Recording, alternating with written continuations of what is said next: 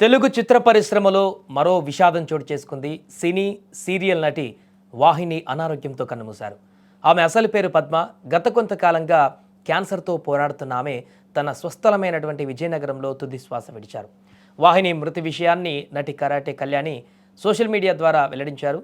పద్మను కాపాడేందుకు తీవ్రంగా ప్రయత్నించినప్పటికీ ఆమె తిరిగిరాని లోకాలకు వెళ్ళిపోయారని తెలుపుతూ భావోద్వేగ పోస్ట్ పెట్టారు. ఈ సందర్భంగా ఆమె పవిత్ర ఆత్మకు శాంతి చేకూరాలని కోరుతూ కుటుంబ సభ్యులకు ప్రగాఢ సానుభూతి తెలిపారు. ఇక వాహిని మృతి వార్త తెలియగానే పలువురు సినీ టెలివిజన్ రంగ ప్రముఖులు అభిమానులు ఆమెకు సంతాపం తెలియజేస్తున్నారు. 1978లో విజయనగరంలో జన్మించిన వాహిని టెలివిజన్ సినీ రంగాలలో జయవాహిని అనే పేరుతో ప్రసిద్ధి చెందారు. చిన్న పాత్రలతో తన నటనా ప్రస్థానాన్ని ప్రారంభించిన ఆమె అనేక తెలుగు, తమిళ చిత్రాలలో నటించారు.